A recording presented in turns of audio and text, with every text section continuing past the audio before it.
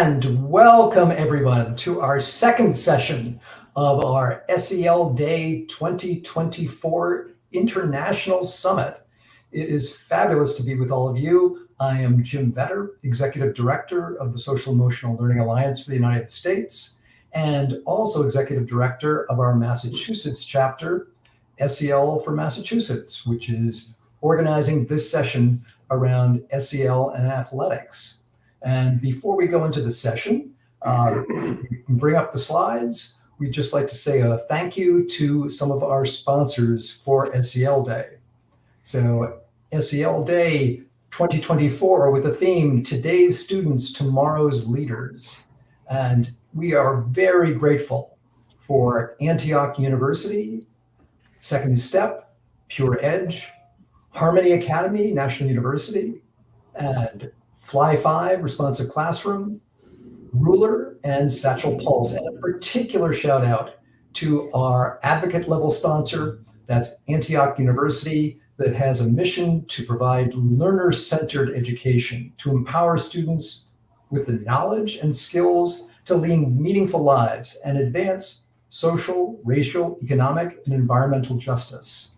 And they have information that is going on around they've got programs around SEL and equity-focused SEL. So please do check them out. And for our session today, I would like to turn things over to Dr. Julie Wiernik. Hi, everyone. My name is Dr. Julie Wiernik. I'm excited to be here to present our session, which is SEL and athletics, neglected and negligent. And today we're going to offer a 21st century alternative to school districts. Right now I'm going to introduce myself, and I'm going to introduce our two other presenters. My name is Dr. Julie Wiernik. I'm a clinical sports psychologist in San Antonio, Texas. I've been in the field of clinical sports psychology for 20 years. My passion is the mental health of our youth and our athletes. I help with the performance piece, but over the last 15 years, it's been so upsetting to see all the abuse that's happening. It's just not going away. It's being reported, but no one's really doing anything about it. So I'm excited to have merged with Mitch in developing something that we feel is very, very important that we're going to discuss later today. And next, I want to introduce our presenter, Mitch Lyons, to the presentation. Hi, thanks so much, Julie. This is a great honor to be here and happy to talk about this subject matter. My name, as you know, is Mitch Lyons. I was the founder of Social Emotional Learning Alliance for Massachusetts, but have been working in athletics for over 20 years around the issues that we're going to discuss today. And I've coached for over 26 years in different, in every level that kids play sports. And Michael is briefly going to talk about who he is, and we'll get to Michael's story in a few minutes, but I want to introduce Michael Tulenko to the presentation. Sorry, I had trouble unmuting my mic. Good morning, my name is Michael Tulenko. I'm a former D1 college athlete. I played at two different colleges in two different programs. I've seen a pretty good side and have a pretty good feel for everything that college football is. And I'm excited to be here, share some hard truths about the college coaching and stuff like that in a very safe space, and give people an idea of what it's like and what shouldn't be and what we need to remove and eradicate from the sport nowadays. So thank you for having me. Absolutely. Thanks, Michael, for being on and sharing your story. We can start with the slides. The presenter slide, if you want to put that up, just our background. There we go. And go to the next one. Great. So this is our contact information. My website, Mitch Lyons is part of SEL and also nwsing.org.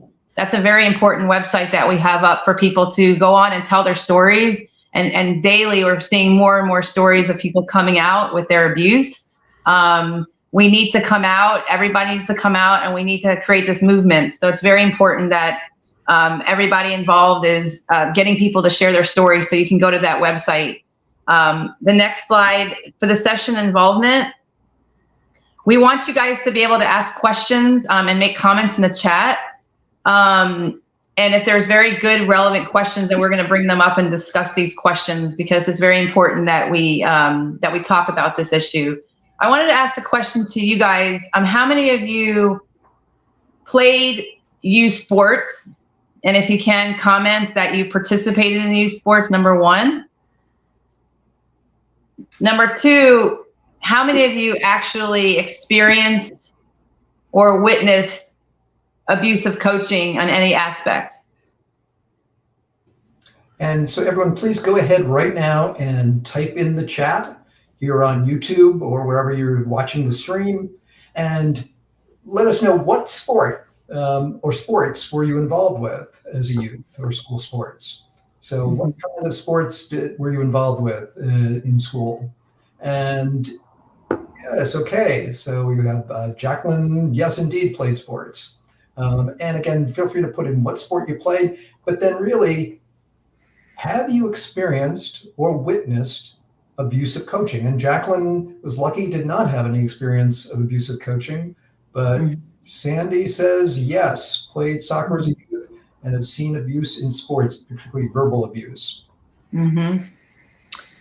Way too often. And we before we get into this session, we know it's interesting how desensitized people are to think that it's normal. I have athletes and parents that come in, and the mom would be, is it normal for this coach to say this to them? I'm like, no, it's not normal. That's called humiliation and abuse. So the culture has almost been desensitized, and it's a problem. So we need to talk about what is abuse, but it's rampant. So the point is, we want to make a point that it's almost happening to everybody, either to themselves or their family members or their friends, or they've seen it.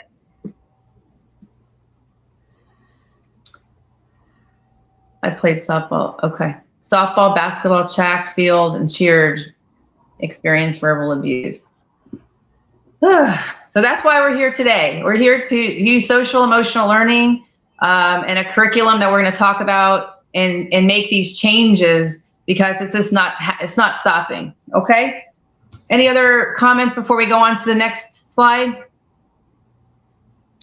I didn't play sports, but my daughter does, and I keep a sharp eye to ensure that my daughter does not experience any abuse, or my nephews. Yeah. So it's almost inevitable. It's sad. As I knew what abuse I was adult, I do may notice different level of communication. Okay. So hopefully people who experience as a child when they are coaching could actually make those changes and, reflect. I've witnessed parents agreeing with abusive coaching. They believe it strengthens character. Interesting. We won't go too far along with that, but I think that we can't protect our children from reality. But unfortunately, if a kid is playing in a high school, they have to learn how to deal with it. And that's kind of where I come in as a sports psychologist, is because we can't just leave every single high school and every little team when we have it. So yes, do we need to build mental toughness up? And I need to give them tools. She's right, I do, unfortunately, because they will crumble if they don't know how to deal with emotional abuse. We're trying to prevent it, but what about the kids that are still going through it now? Okay, we ready for the next slide? All right, Mitch, why don't you take over that slide? Yeah, so this segment is going to be divided into three sections, really. One is the neglect, two is the negligence, and three is solutions being offered. So everything has to have context, both people, places, things. We have to have context. And what we're using is a model taken from the 19th century, where we have all powerful coaches and voiceless students. And that started in high school in 1903 in New York City. And it's continued 123 years. Now, you have to understand, 1900s, there were no child labor laws. Corporal punishment was accepted as normal. Workplaces did not have suggestion boxes because they didn't want to hear from employees. Eugenics was offered as a, quote, science, unquote. People believed that if you worked behind the desk, you were smarter than people who worked with their hands.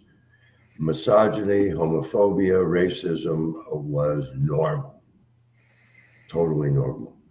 So that model still is in existence and demands blind obedience. In the 1900s, blind obedience was considered an attribute. So they were training people, kids, to work in factories or offices and take direction and just without question. Now employees want critical thinkers, and they don't want people to just say, yes, actually we're going to have they'll have robots for that. So the neglect is that athletics has been treated as a non-educational activity, extracurricular, and therein lies the fault. And that's why the power imbalance leads to the kind of abuse that we have. Next slide. This is a 1903 Cadillac, same year the high school sports started. And we're still driving the same type of car without any improvements, safety features, anything. It's like the science of 120 years never existed to improve automotive engineering. That's what we're doing in sports. Next slide. So questions are around sports are, how is it that while all of school is trying to teach up-to-date knowledge, sports does not? And it teaches, physical education has a curriculum. They give a framework for their physical educators, how to teach, what to teach. Most lately, Boston Public Schools, I know, include social emotional learning within its physical education curriculum. So think about the fact that sports, if you have a school district or a league or a club, it's completely up to each individual coach within that league as to how that sport will be presented. When you think about that, if you have 30, 32 teams in a school district, you'll have 32 different messages. Sports is missing a major message that they want to give throughout their school system. I know this makes logical sense, but it is resisted because it does change some job descriptions, and it makes people make a change from what they've been doing. But I will say this, 95% of coaches, maybe more, really like kids, like the sport they're coaching, but the neglect comes from what we're not teaching. Next slide. Okay. So hold on, let's go back one more. Go back, Jim. So I think what we want to do, that's the neglect is there is no teaching that has to do with the sciences of achievement. And that is sports psychology and social emotional learning. And Julie and I have talked about this endlessly, that their skill sets are the same. Between social emotional learning. The measurements may be different, but the skill sets are the same.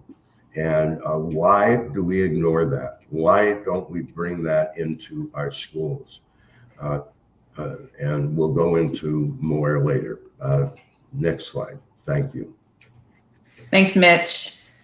So our guest today is a great guy, super sweet, awesome football player, a great person. He was a former Division I football player. He experienced severe emotional abuse from his coach. He's had long-lasting effects from, and he'll talk about that real quick. According to U.S. Center for Safe Sport, 40 to 50% of all athletes have suffered some sort of abuse, whether it's physical, sexual, or emotional. I would think probably even more because emotional abuse is harder to prove. But I want to welcome Michael to the presentation because he wants to share a story, and I'm very inspired by him and proud of him in coming forth today. He will come on my podcast because we need to get the reality out there.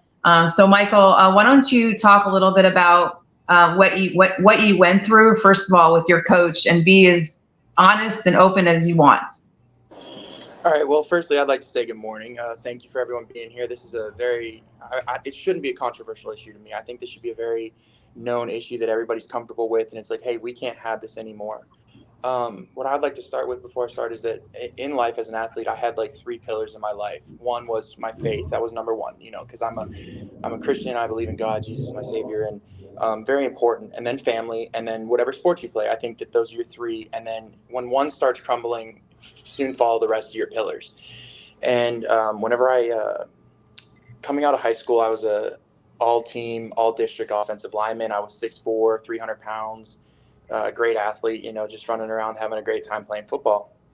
Coming out of high school, I had a few offers of where I wanted to go, but I wasn't sure, their ideas, but I wanted to stay close to home. So I decided to go to the school where I met this coach that was very negative on me and emotionally abused me, and there was some physical abuse on me. So it was the COVID year. I graduated in 2020.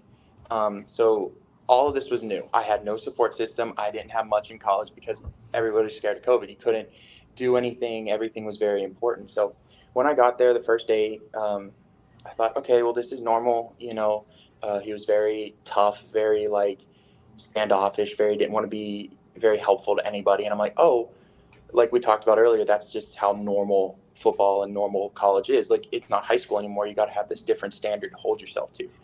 And that's what I believed. And through that first week, I was trying to just stay positive because I like to be a positive guy. Life is already negative enough. Might as well not be negative on yourself. Might as well stay positive. And that's what I tried to do. But it just wasn't getting better. And the abuse is really slow. I think that's something that you don't realize, is that it's tearing you down slowly, so that whenever the big abuse and the big emotional toll that this person over you is taking on you, you don't realize it's happening because you're already accustomed to that little abusive like this. So the first one that I remember, the biggest one, and the first one where I'm like, oh man, I don't think this is normal, but I didn't know, was we were doing drills, and I jumped in front of somebody, and I was like, I'm going to go, I want to be the first guy. I want to be good. He looks at me and he goes, you're a stupid fat fuck, and you cannot do this right now. I don't want you anywhere near this drill. Go run.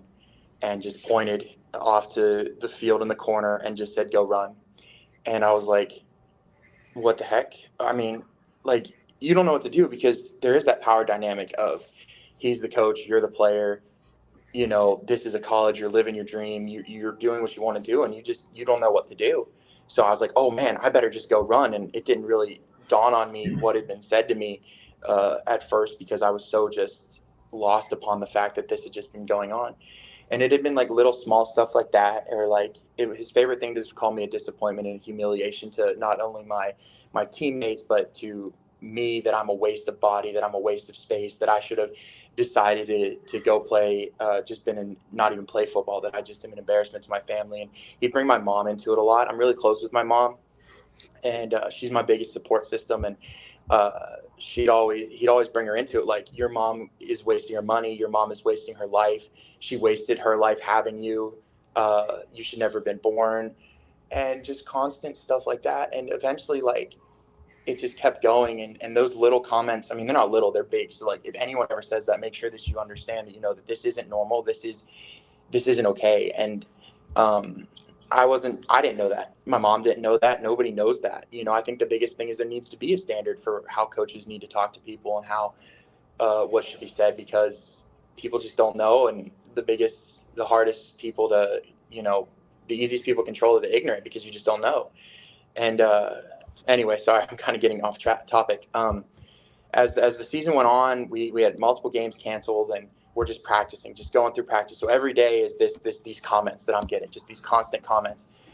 And it got to the point where I was like, I'm just done. I want to quit. And in my family, quitting is not something that you do. Now, my mom, still, bless her heart, I love her more than anything, but she blames herself every day for just not letting me quit. And I got to admit it's tough, looking back and being like, man, I wish I would have just quit. Man, I just wish I would have quit, because then the physical abuse wouldn't have started, or the seldom, the more emotional abuse, the harder stuff wouldn't have come in. But around October is whenever it got really bad. I got COVID, as I feel like everybody got COVID in 2020. And when I got COVID, you had to take the 2-week break. And when I got back from COVID, I was having trouble breathing during practice. I said, Coach, I need to see a trainer. He goes, no, you don't. You're just out of shape and fat. You're just a loser who's out of shape. And I'm like, I'm currently like having trouble breathing because of the COVID. I didn't know. And I'm like, I just like walked away, and I walked to the trainer, and then he pulled me aside the next day, and he's like, you're so worthless. And I'm just like, it got to the point where I was like terrified to talk to him. I was terrified to see him. Like a lot of times whenever I know I like making references to movies and songs. There's a song by Reba called Because of You. And it's like, I'd cross the street just so I wouldn't have to see him. That's what it was kind of felt like. Like I'd see him in the hallway and I'd dart into the bathroom, or I'd see him in the, like walking in. But the problem is that you can't run away when you're on the practice field. You're trapped in that feeling. And I think that was the biggest issue, was that you're just trapped all the time. You are never away from this person, because especially in college athletics now, college athletics is a huge commitment. If you're going to go into college athletics, be prepared for that. It's every day. Every moment of your life is going to be on a paper. Like you're going to know where to be. You're going to know what to do, which is good. Like, you want to be able to know, so you're not surprised, like, oh my gosh, I forgot something. But when you're in a situation where like you're so trapped with somebody that makes you feel like you're the lowest form of humanity and you're a worthless piece of shit, is what he'd always say. Like I could do anything. I could be walking. I could just do anything. And that'd be the biggest thing, would be calling me that. And, eventually what happened was I did attempt to take my own life. I felt so trapped. Excuse me. I think that the thing that they don't tell you about whenever you're depressed and when you're going through something like this is just how trapped you're going to feel. And the trapped feeling is what got to me, was that I'd come home. My mom didn't understand. My mom wasn't a part of it. And she'd be like, well, this is just normal coaching. And I admit I do have fault, because I wasn't telling her all the truth, because I didn't want to break her heart of my dream, and your dream that we had forever for me to go play college athletics just isn't part of it. And I come home, try to talk to her, and she didn't understand. And that's, I never blame her. I never get angry. Because at the end of the day, she was the one that, grabbed my hand and pulled me back up whenever I was in the deepest, darkest part of my life. Michael, we are so sorry to hear that happened to you. Yeah. It's awful. We're seeing expressions of that kind of empathy in the chat as well. Yeah.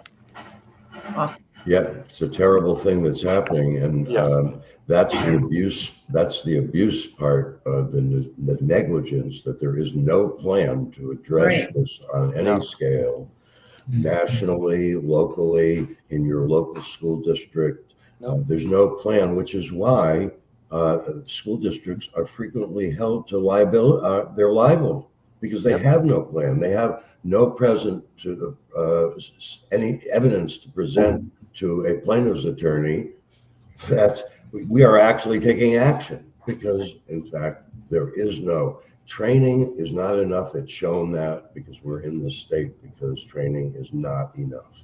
We want training, of course. Coaches need to have training, but on the other hand, it can't be in a position where we're just doing it over and over and over again without seeing the results. And so that's where I think that we can help people like Michael in starting this conversation on a national basis. That why is it that we're not teaching the skills in sports psychology? I'm just looking at the time and want to have some perhaps questions that people have.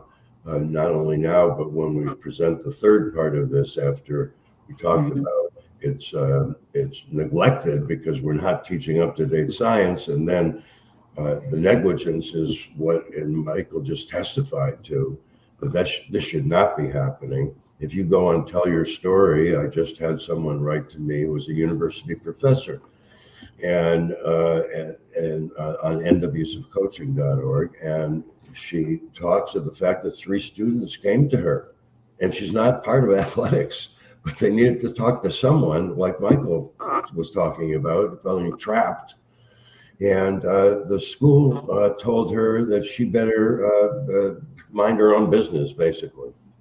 And they allowed that to, they allowed it to continue. We go to the next slide. Thank you, Michael. You're welcome. Thank you for having me. I have to run to class, but thank y'all so much. Thank you so much. Thanks for being there and sharing. It takes a lot of courage to do what you Absolutely. just did. Thank you. We appreciate that. Y'all have a great day. Thank you. Bye, Michael. Bye. So these are also from the Tell Your Story. This really, except in different words, explains what Michael just testified to, just in different words, and you can read that. And the next slide as well.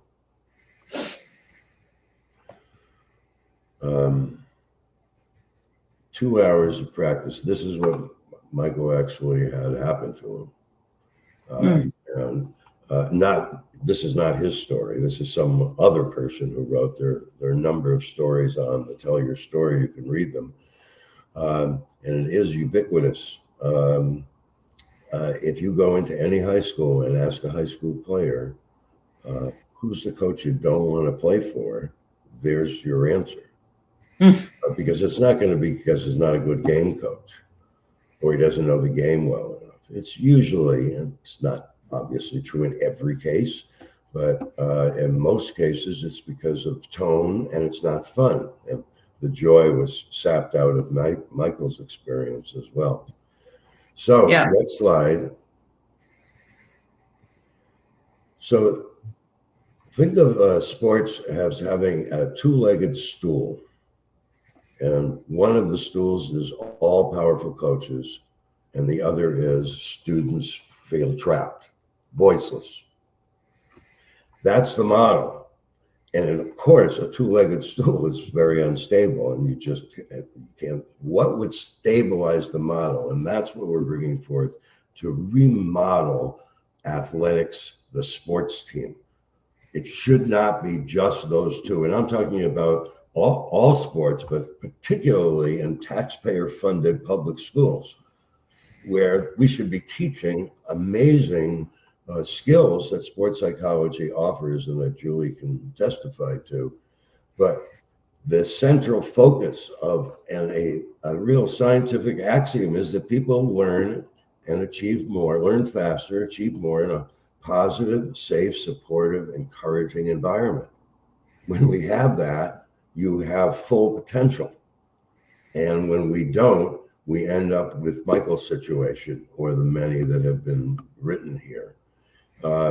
So that's the central focus. Think about what would happen if just that rule in your school or your club was enforced. What's the ripple effect of that one rule? Well, negative coaching, right, is going to go down because kids know ahead of time this is not right. Like Michael didn't know that this is wrong, or the mother, that's just coaching. No, it's not. It's actually anti-science coaching. And what we're trying to do is bring it out that parents should be talking to their school districts. Why aren't we teaching sports psychology? It's right there. And even if we just had one rule, we enforce the scientific rule, not our own, not an opinion. This is science talking, that people learn faster and perform better in a safe and supportive environment. And in Massachusetts, we have a safe and supportive school framework because it's so essential for learning that you have to start that way, and no better place to do it than a team. Then we're talking about to develop a understanding that through sports, we can learn so much about other people. And that is a real key to this, is that we need to learn how to identify where people are, not just where we want them to be. And if they have a background, just like the complexity of the contextual nature of the sports team itself. That's true with people too. They have a context. They've gone through experiences that we probably know nothing about. Doesn't matter who you are, you just don't know. So we can bring that in a written sports psychology curriculum, SEL curriculum. And these other skills about motivation and effort, how to focus. I as a coach for years, and I'm sure many people will acknowledge that coaches yelling, focus out there. But we're waiting for the student to turn and say, Coach, you never taught us how to focus. I had no idea. Here in class, in almost every part of my life. Is there a way to teach that? Yes, there is. And they could be learning that valuable skill that will stay with them for the rest of their lives. As is most of these skills are all lifelong skills, managing emotions. I put ruler in there because ruler has a great acronym is about emotion. Recognize emotion, understand it, label it, express it. And then when you do all of those things, you can hope to regulate it. So we have to practice managing our emotion by recognizing what that emotion is and what's the cause of it. And then goal setting as a everyday acknowledgement that what we're doing is working. So that's why goals have to be realistic, but still challenging. Like bad goal is, I'm a basketball coach, so bad goal is play better defense. That's nothing, right? That's a result, but it's not the process. So in a particular player who may stand up playing defense, and can't laterally move quickly, that person should have a goal of get low on defense. Right. So, and write it every day until it becomes part of him. That's what he does. And from personal experience, I know that people forget while they're doing it, even if they practice it every day. And that's why practice is so important. Julie, the next slide. Yep. Go ahead, Mitch. Oh, I'm sorry. Why don't we skip and come back to this? Go to the next slide after this. Sure. Okay. You want me to talk about that? Sure. So, just to piggyback on Mitch, it's, social emotional learning, sports psychology, it's all really the same stuff. It's obviously that when you're stressed out, you don't perform well in any arena. And I think the winning at all costs, the ego and the emotions about winning and are so tied to it that it loses the whole point of like actual logical teaching, development, process orientation. So that's where we need to go. But let's talk about this wheel first of all. And the wheel is part of the curriculum that we're gonna talk about. Is creating a positive team climate. So with the teams and the leadership, the whole purpose is when you're relaxed, you feel safe, you feel supportive, you feel encouraged, you feel included. You're gonna learn more because you're gonna be clear. You're not gonna have an anxiety.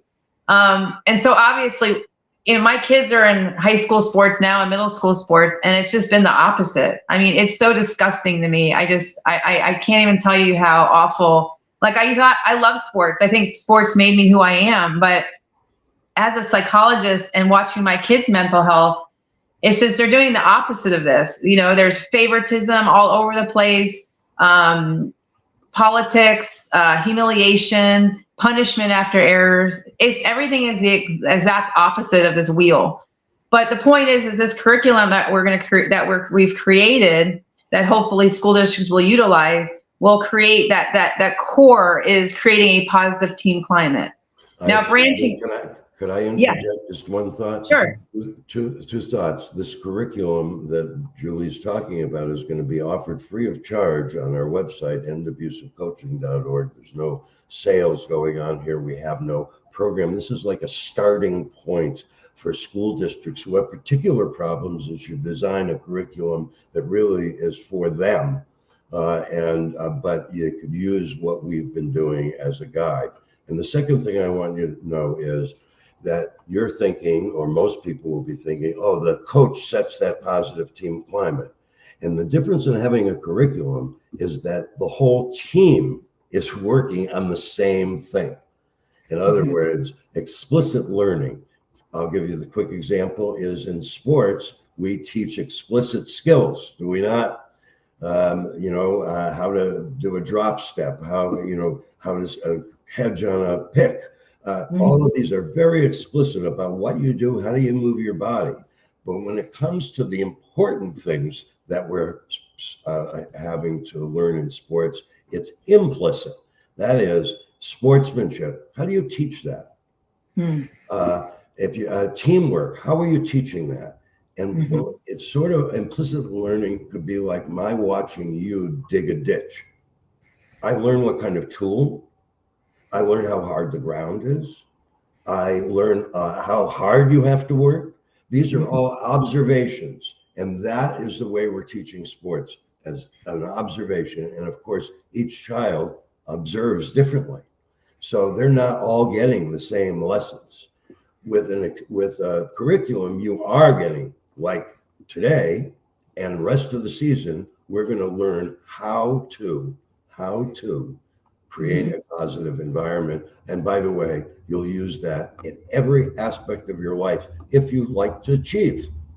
If you don't, and you don't care about that, you'll probably not be in the right field. You won't be able to get ahead because you have to work with others. Even if you're working in research in a science lab, you still have to sell the idea you just came up with. You need social and emotional learning skills to do that.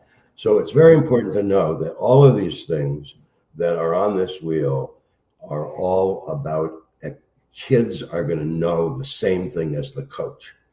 They're all working on it. And it also helps deflect the anticipation problems that kids have. What's the coach going to do? How is he going to react? No, it's in a curriculum. This is the science is that he's going to actually view mistakes as a learning experience. And if he's not, students will be holding coaches accountable. Yeah. Which is what we want. We want students to have a voice on the team. And there are many ways to do that, some of which will be in the curriculum. But the idea is here that this is explicit learning and not just a coach doing something. It's the coach and the students learning together these important skills. Why don't we talk about thought recognition, Julie? Sorry for interrupting. But. Oh, no, this is we're all part of it. This is great stuff. I mean, you and I have different, but all super relevant. Just to say that kids are so anxious. I mean, I'm a psychologist. I have kids. They're super anxious about even going to athletics class. I had a kid yesterday. He's almost having panic attacks because he doesn't know what he's going to get when he goes to an athletics class in middle school. So this is a major problem. Us turning the system around is going to be the challenge, but we're offering a wonderful solution. But amazing. I mean, we're basically preventing a lot of psychological disorders because these kids are with their coaches more than they even are with their parents. 3 to 4 hours a day, 2 to 3 hours. In my son's case, 3 hours a day, they're with these coaches. So in those 3 hours, look what we could be doing. We could be teaching meditation exercises, learning how to deep breathing. And if you have a thought pop in, what do you do with it? We can practice internal distractions. Well, what do you do if you have a negative thought? Or what do you do if someone says something? And how does that influence your performance? We can do activities to build relationships. We'll have in the curriculum, we'll talk about, there'll be specific lessons in each of these models that we're going to talk about. So active listening, respect with each other, conflict resolution, and relationship building. We're going to talk about addressing racism, misogyny, homophobia. That's going to be part of the lesson plan. I mean, come on, this is not happening. So the leaderships are doing. The leaders are are doing this right now all over the place. So Dr. Wiernik and Mitch, I'm curious.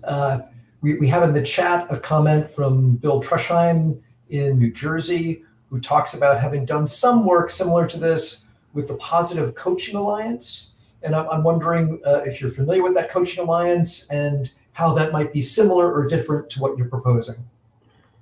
Yes, I'm very familiar with the Positive Coaching Alliance and agree with all of its principles.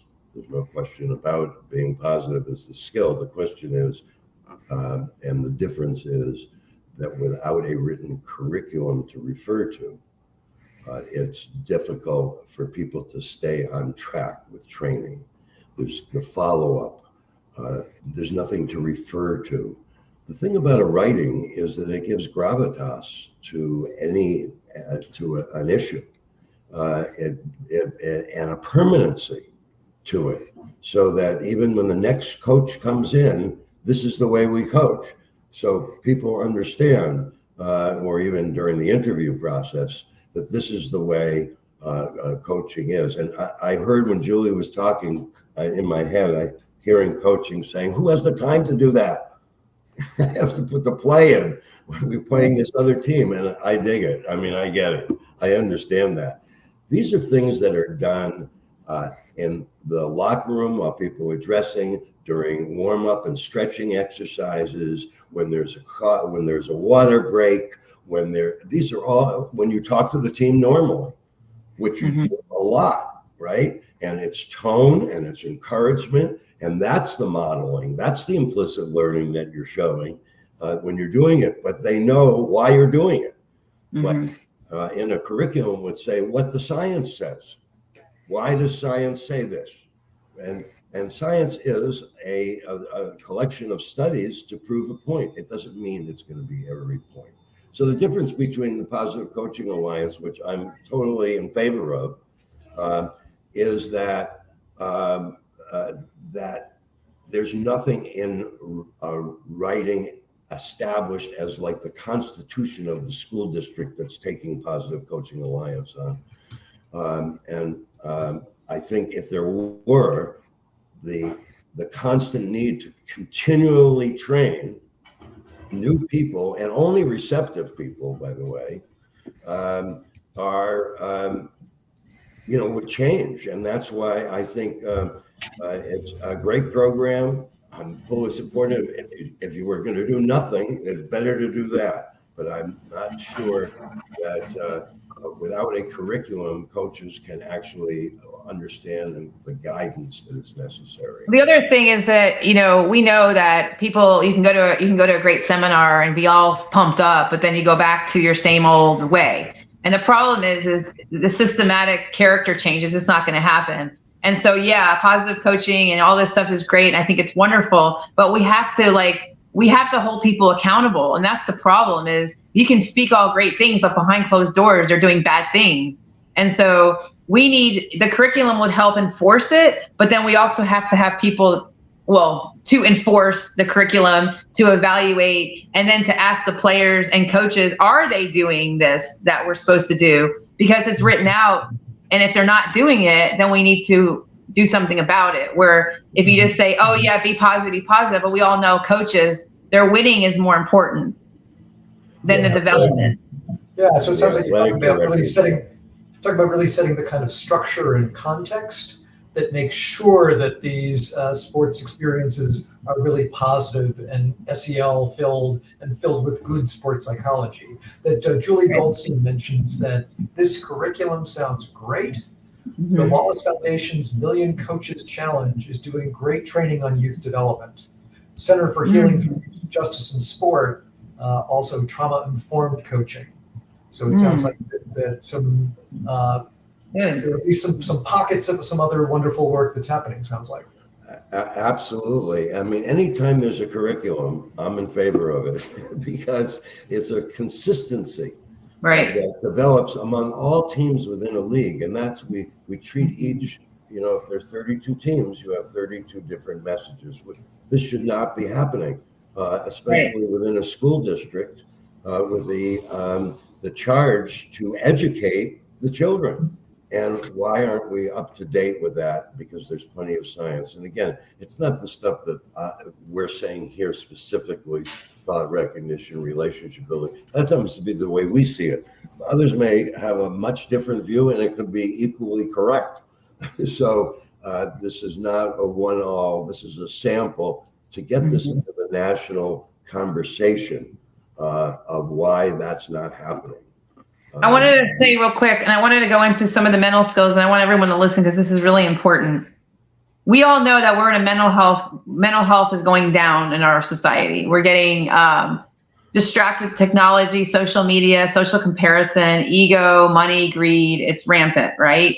Kids aren't connecting the way that we used to connect. I'm old, 50s, 60s. And when we were younger, we played outside with our friends. And my mom said, go play outside. And we learn by doing, we learn by connecting with others when we confronted people instead of hiding behind a text message. So some of these mental skills are going to be addressed. It's not on the slide, but I just want to tell you all how cool this is. It's mental health training too.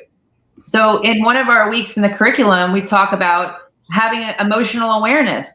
So part of the curriculum is like, okay, identifying your emotions. I'm frustrated, I'm angry, I'm being annoyed, and knowing what you're feeling is huge so you can change that. Just like if you're playing tennis, knowing what you did wrong, knowing that your toss was low. So having that emotional awareness. The second is learning how to manage your emotions, which is huge because you can't play a sport and be all angry and upset.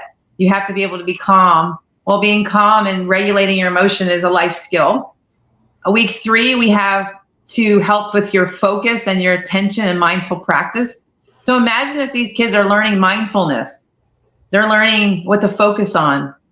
Can I address that for 1 second, Julie? Sure. Because the question in the box by Sam is relevant to the mindfulness and meditation. This is they may think that it's lame, but just have them do one exercise and say, I want to see how long you can focus your mind just on your breath. Raise your hand every time your mind goes somewhere else. And they will see how quickly their mind goes somewhere else. And then I say, if I'm the coach, I want you to substitute my voice for your breath and recognize. And then I want you to go to class and practice focus. You know why? Because in the fourth quarter, when the fans are screaming, the game is on the line, you're feeling all kinds of pressure, you need to focus on what you do well, what you practice, how well you can execute what it is that you practice. And these distractions first have to be recognized.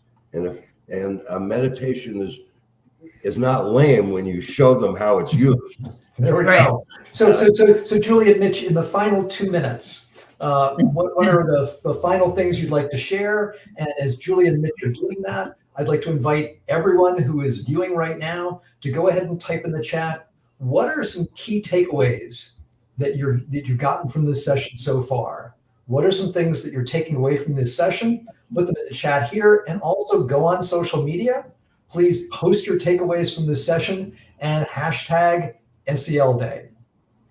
So, okay. Mitch, you go ahead. Jim, can you go back a few slides, the one we skipped about the Massachusetts? There it is. So this is one way to deal with this. We have a legislation in Massachusetts called an act to remodel public school athletics through social emotional learning. And that bill, and if you go on our website, you'll see it under advocacy. This bill has the Department of Elementary and Secondary Education, who are experts, developing the plan that second question Sam asked was, how do we develop lessons in sports? This is something that, we have ideas and they're in our curriculum, which will be published soon that everybody can get for free. But the idea that professionals are going to actually address this so that hate and bias do not show up on teams and toxic cultures exist on teams, that's what DESE is for. They're a resource, a wonderful resource of different things. And that's how social emotional learning started in Massachusetts, with a similar piece of legislation, but dealing with schools. Published guidelines for the implementation of SEL curriculum, period. That was for schools. Now we're expanding it to sports teams. Any state could bring this, so that the conversation starts. And that's really what you have to do, because this is a culture that's so embedded that we have to take action. Sorry, Julie, you're up. No, you're good. And thank you very much, Dr. Julie Wiernik, Mitch Lyons. Thank you very much for this really helpful and interesting session. And we're seeing lots of takeaways in the chat. We'll be heading into our next session at the top of the hour. So please, that session is also going to be another amazing session. That is going to be about global insights, how SEL works around the world. So thank you again, Mitch Lyons, Dr. Julie Wiernik, and we will look forward to seeing that curriculum coming out on end abusive coaching sometime in the near future. Thank you very much. Thank you. Thank you. Happy SEL Day. Happy SEL Day.